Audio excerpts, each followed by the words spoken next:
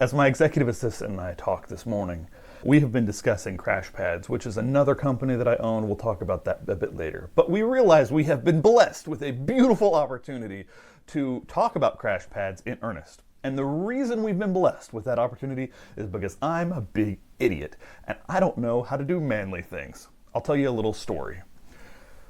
When I was newly married on the first rehab I ever did, I didn't really know what I was doing, all right? And it's because I'm the dead last of 10 children, and when your parents have already had 9 children, you get a little raised by wolves. And my mother passed away, and I got disowned. So there was a period of my teenage years where I just didn't have a whole lot of knowledge coming my way from adults. And one of the things I didn't realize was how to do all the manly things in life. And so we've figured those out. I can now demo a wall, I can do a bunch of stuff. But there was a time in my life when I couldn't. However, I still don't know how to start a bonfire. And I stupidly thought I did. And I ended up with a big ass burn on the entirety of my right arm. Now, it's not terrible. It's like a light 2nd degree burn, heavy 1st degree burn. Kind of looks like a Thanksgiving turkey. I've had this for 3 or 4 days now. I burned myself Thursday of last week. It's now Monday of the following. So it's fine. There's no infection. It's good. I've been checked. However, I should really have some Crash Pads at my house because this is the perfect burn for that. So my assistant has some Crash Pads. She's going to send them to me, and we're going to do a whole thing where we talk about Crash Pads and healing a big burn wound. But before we do that, I need to redress this because it's been on for long enough. Let's look at this together and talk about Crash Pads. Let's look at this and learn what not to do when starting a fire. If you were squeamish, it is a pretty big burn, and it looks worse on camera than it is in actuality, and I bumped it on something last night, and so it's a little squeamish. If you're squeamish, don't join us for this. Go and watch another video. Listen to us talk about Turo or like managing rental properties or something. Go do anything else on this channel. This is a Crash Pads video, and they tend to get a little more grisly in their fundamentals. So yeah, go do something else if you can't handle like looking at this wound with me and having a discussion. All right, so here's the reason I think this is going to be the perfect wound for Crash Pads. Because Crash Pads is basically designed to keep the wound wet. Because wet healing is really faster healing. I just had a conversation the other day with the doctor, and he's like, you gotta keep this wound wet. And because I was all out of Crash Pads, I'm gonna experience the horror of putting non-stick bandages on a wound. Non-stick's doing an awfully lot of lifting in that sentence, because this is definitely a stick bandage. There's no such thing as like a non-stick bandage. It's gonna be a little grislier than I thought. Yep. So it's trying to get this off is like peeling the yellow stuff off of this wound. And because I burnt it pretty good, and because there is what they call a blister sealing, or like the top of the blister, it really is holding on to me pretty good. All right, so this is my burn. That was fundamentally unpleasant. There's no way around that. That was really unpleasant. So here's the problem. I burned from here to here by standing a little too close to a fire I had started with gasoline. Now I can know what you're saying. I know what you're saying. You're saying don't start a fire with gasoline. Gasoline vapor explodes. You can easily burn yourself horribly. And you're right. You're right. Where were you 4 days ago? Or where were you in my youth? I admit, this is the wrong way to do it. Let this be a public service announcement to all of you. Don't start a fire with gasoline. Right? Everyone at my church was like, you should have just used diesel. And ChatGPT says, no, you shouldn't use diesel. You should always build a proper constructed fire and make sure it has proper air. Yeah, ChatGPT, if only we all had the time to do that with our bonfires. Truth is, half my bonfire was like in a hole and I couldn't get down there and do it.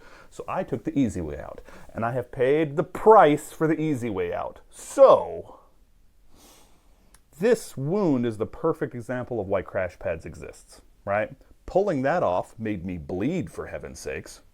And this whole area is open because I bumped it like so lightly on the fridge last night. I went to grab a gallon of milk and I barely grazed it, but the skin on this burn is so fragile that it just like peeled back in one big flap. I'll put a picture up from last night. And then I talked to ChatGPT and I talked to one of my doctor friends and he's like, yeah, you know, try to like put put it back down so it covers the wound. You want to keep that down as long as you can have it down. But as you can see, it's starting to just open up because the skin is so fragile.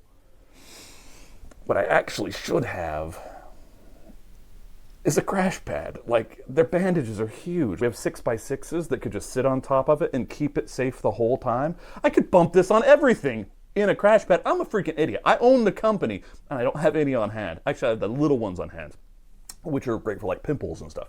But the bottom line is, this is absolutely stupid. My assistant is going to send me some of our larger crash pads, and I'm going to put them on, and we're going to follow the journey as I heal from this big burn. So for the next little while, when I'm taking pictures, you'll be able to see this burn.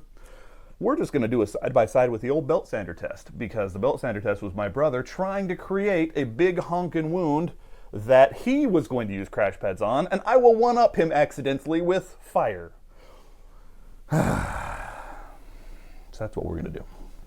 We're going to rewrap this, bring crash pads tomorrow as soon as the crash pads get here, because taking that non-stick bandage off was fundamentally one of the most unpleasant things I have done in the last whoever knows how long. That was fundamentally unpleasant. So we're going to try some crash pads on this and let you know how it goes. So with that being the case, the next chunk of this video will be me putting a crash pad on it, and then we will see how it does. For burn treatment, which I have this feeling we have this unrealized, insane profit center in crash pads, which is burns, because they do a really good job, and I've used them before for bike wounds, and I've used them before for hardcore abrasions, and I used them when I wrecked my one wheel and got totally skint alive. And Jeff, who I bought the product from, used them millions of times because he was the coach on his kids' like high school mountain biking team, which I didn't even know was a thing. But he kept getting beat up, and the whole team kept getting beat up, and he just kept buying different bandages and trying them on. I used one on this wound right here. They were great on the ones that went down my forearm when I destroyed my one wheel and got super torn up. They were terrible on the one that was really deep. It was like into the meat, and I didn't clean it well enough. It was terrible for that. The thing is, they're great for this wound. I can already say that's the case. They're great for like a big, shallow wound, specifically because this was such a nightmare to pull off. I'm sorry to do this to you. This much of the wound came off, right? That bottom part, the darker part, is like skin that had not come off before. This much of the wound came off with the bandage, and that's a dang non-stick bandage, right? That's like, if that's all the work, that's all the work your body did between the time you put that bandage on and today. That's all the work it did in healing, and you ripped it off. Yeah, it has to be changed though. You can't just leave that on. It gets all funky and you get sepsis or something. Yeah, but with the crash pad bandages, it just leaves the juice underneath, and it can heal while it's doing whatever that gross stuff is. It doesn't actually look great because you will see the pocket of juice under the bandage. Yeah, it swells a little bit. But it will keep you from having a great big scar afterwards. Is that the reason? Okay. So my mom always told me, like, you just, at this stage, she would always say, just let it heal. Take everything off it and let it heal. Is the reason, as you understand it, like the reason that we don't do that because that will scar? Yes, exactly. So you don't want a big old honking scab because that doesn't end up looking great. Yeah. Yeah, I was just on ChatGPT last night being like, hey, I just bumped my arm on a freaking thing, and what do I do now? I've got this huge flap of skin, which disintegrated like the cheapest, wettest toilet paper you've ever imagined in your life. It just completely disintegrated when I tried to wash it. It just fell off in like bits. It was gross. So I would love to just let this scab. I'm going to be perfectly blunt, because peeling off that bandage was such unequivocal garbage that I have no desire to put another bandage on it. That was really unpleasant. But in the interest of sharing the experience with you all, I'm going to rebandage this for a day until crash pads get here, just so it doesn't scab, so we can kind of see the difference of wet healing versus dry healing. How do you even go to bed at night? I mean, you can't put a long sleeve shirt on that arm because your skin's going to stick to that shirt. You can't wrap your whole arm because your skin's going to stick to the whole wrap. How do you even...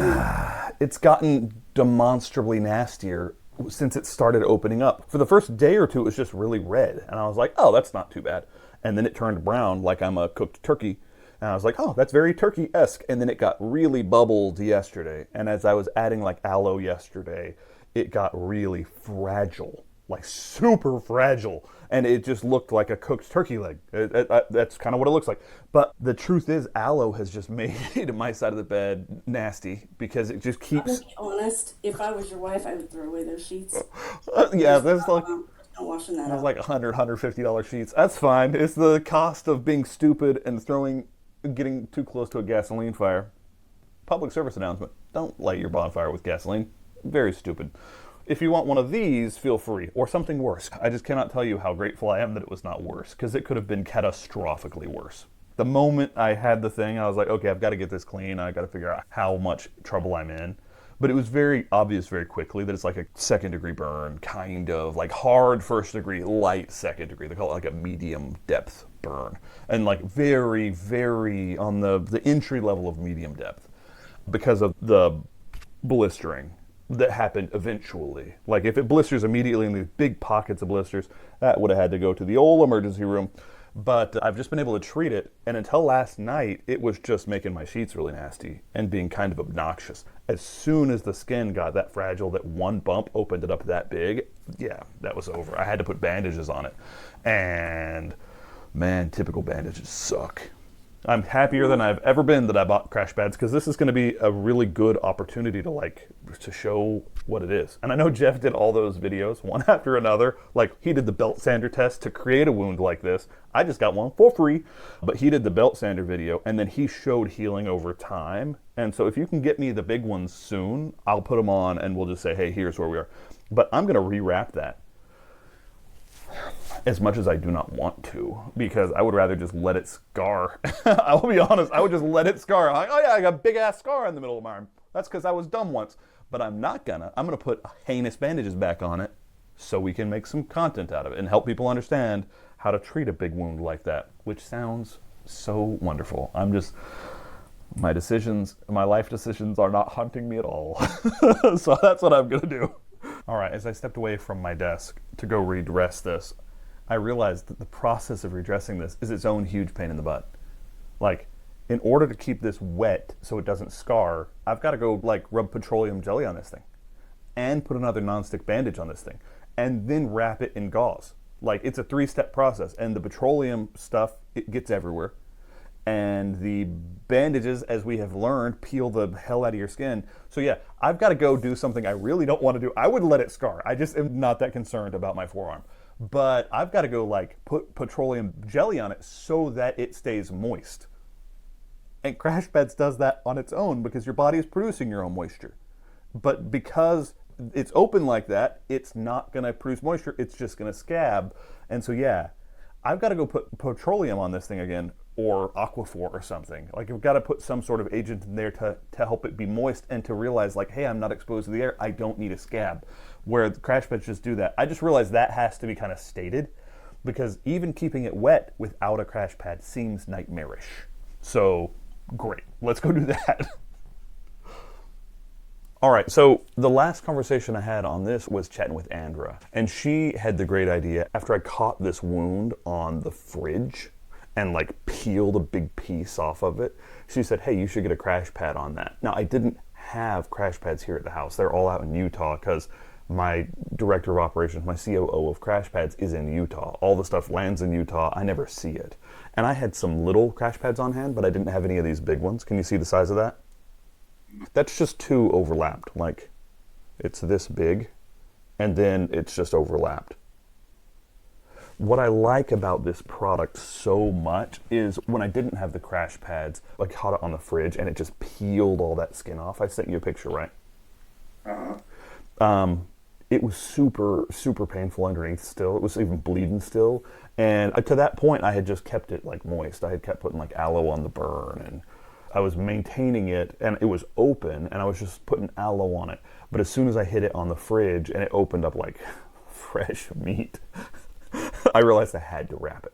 Now, to get it wrapped, I did what everyone would do, right? I went to CVS, and I had to buy like 3 different things to wrap it, right? Number one, I had to get bandages that were non-stick, and a big bandage box like this is 6x6 adhesive pad, $9.99. There's 5 of those, right? I had to use 2 at a time because of the size of the wound. And so I was using basically one of these every other day. So like $5 a day in bandages that just had to come off. The thing I freaking hated about these is when you peel them off, they're non-adhesive, but the cotton underneath, when you peel it off a wound, it like peels the top off a wound. Have you ever had that happen? Oh, yeah. It was super miserable. And it was way more painful than hurting it. It was the most painful part of the whole process was peeling the bandage off the wound that first and second day to change the dressing. And for some reason, I'm not a doctor, but you can't leave it like for 5 days. You have to change the dressing or it gets funky and gets infected or whatever the crap. So that was product 1. Not a fan. Product 2 was wraps, right? Like just normal wraps. Those are, I'm gonna say $12.79, so $12. I bought 2 of them just because I didn't know exactly how many I would need, and it turns out I only needed like 1. I just kept rewrapping it with the same one, so I overbought that because I'm not a wound guy. I've never burnt the crap out of my arm before. So that was $12. So call it like $6 in wrap. But by the time I did the second wrap and by the time I put the crash pad on, those wraps were looking worn. And so my guess is those wraps are only good for like a week. Like they just started looking like ravioli. They just started they started bunching up, right? Like they started bunching up and like clumping and getting harder and harder. I don't think they're permanent, right? These aren't like permanently reusable. So that was $12. And then the third part was this thing, which has actually been really useful. I like these. This is $6 for tape, like just adhesive tape. And you have to tape all of that down, especially on the joints. Like right here, I put this crash pad a little high up, so it's actually touching the joint. And as I was working out this morning, it started, like even its adhesive patch, which you can kind of see is this whole segment, right? Like it's got a nice thick adhesive that I really like, but even that doesn't hold up to like constant bending and sweat. I was working out with my personal trainer this morning, and even that started to pop up on this side. Now it's doing really well for the rest, right? This has been on for 8 hours, and I took a shower and didn't bother keeping it dry, right? Because it's a polyurethane, it's waterproof. So I do like this still. Like I'll use this to just add some more sticky to this, and wrapping it around is going to be better than than just the sticky on it. So I liked those. I'll keep those. Everything else for the freaking birds, man. I would not use those again. What I really love about the crash pads now that I've put it on is number 1, I have a dog that jumps up. She showed up on our property. I live on like 10 acres, but she showed up on our property like starved and beaten. But she's a really sweet dog. She's actually sleeping under my desk right now. But she jumps up. We didn't have her as a puppy. We've had her trained, but she's like got so much trauma that she just doesn't train. She's a beautiful dog. We love her. But she jumps up, and she has a nasty habit of clawing me right in the burn. And I've never hit a dog, but getting dog claws that are covered in mud and crud on a brand new burn, that is just about enough to change my opinion on the matter. I'm loving the crash pad because it's polyurethane and she's not just getting crud in it. I'm not getting the dog jumped up. It's big time. Number 2, for days, this happened last Thursday. It's Friday now. So this has been like a week with this burn. I've been showering like this for a week because with the wraps, you can't get it wet. Like it'll just go to hell if you get it wet. And the bandages underneath are like cotton and cloth. And so you just have to keep it dry and you wash it off. So yeah, today I went and I worked out, and this stayed on through the workout. I was able to just take a shower like normal. It's actually reduced the pain quite a bit because I think that gel pressing on the wound kind of deadens the sensitivity of it. It feels like that should hurt a lot, but I can't even feel it because I think the gel, I don't know, little gate, big gate, dentist stuff. I don't know what's going on, but something's awesome with this as far as like, it's really doing a good job. And the last set I took off, because it's a hydrocolloid bandage, the center part is a gel that just absorbs anything your body's putting out, and it keeps the wound wet. And then this center part's a gel. So the big raunches I've got that were open have a nice gel on them that's like an antibacterial gel. And it's just a really pleasant bandage, where the other, like what you would do if you walked into a CVS, was, I'm going to rate it like a 2 out of 10 for pleasant. It was really unpleasant. Specifically the peeling them off. That was a 0 out of 10, would not recommend. But yeah, the crash pads are here. I'm just going to keep them on until the peeling kind of does its thing. You can see like the non-deep burns, they're already peeling on their own. That's a weekend. This is deep. I don't have a crash pad on my hand because it just bends so much. There's no way I'm going to be able to keep a bandage on that. I could put like a medium size and I might put it on the back of my hand. We'll see if I get annoyed enough to do that. But the deeper burn is right here across my forearm. And it's working super well. So that's what I like about the product. I know you're new to it. You've never had this conversation. But it's doing a really good job, I think, as far as like skin abrasions, which is why my brother invented the product. Like, he invented it for mountain biking. I think for burns, it is a no questions asked. And I wish I had had them earlier. I actually tried to get them shipped out from Utah. We paid $170 to like next day them to me, and FedEx totally dropped the ball, and they got them here 3 days later. So they refunded our thing because their plane wouldn't take off or something. But I wish I had had them during the really like painful part instead of just now, because I can imagine when it was all bubbling under there and like separating under there, when it was quite painful and quite tender, it would have been a million times better if I just had a bandage that kept everything off of it. That'd have been, yeah. So I think there's a real future in crash pads. I like this product way more now than I did before I burnt the hell out of myself. So yeah, that's basically it. Any questions on crash pads? I was going to ask you where it pulled up when you were working out. Did it hurt where it pulled up? No, and that's because there's like the middle section, and then there's the adhesive. I just put the adhesive off the tender part of the wound. Like the adhesive I would put over, and the gel is adhesive itself. So it just kind of sticks to the thing. It didn't hurt at all when it pulled up.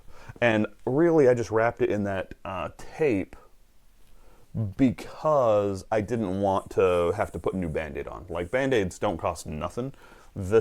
All the stuff I bought was like $55. This crash pad here is probably, I don't know, $8 or $9 worth of crash pads, $4 a piece, something like that. And so it's not a cheap version. Like, if I wanted to keep this as cheap as humanly possible and didn't mind peeling my wound open every day, I might go with option A.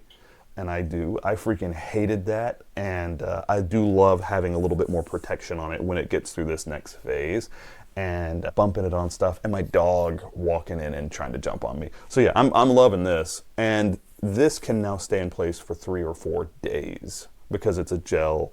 It's just going to keep it done. You'd want to change it after the first day when your wound's really active. But as your body gets less and less gooey, you can leave this in place for 3 or 4 days. So it'll stay in place for a while and make it a lot less hasslesome. So yeah, that's basically the recovery with crash pads. I'm enjoying the product.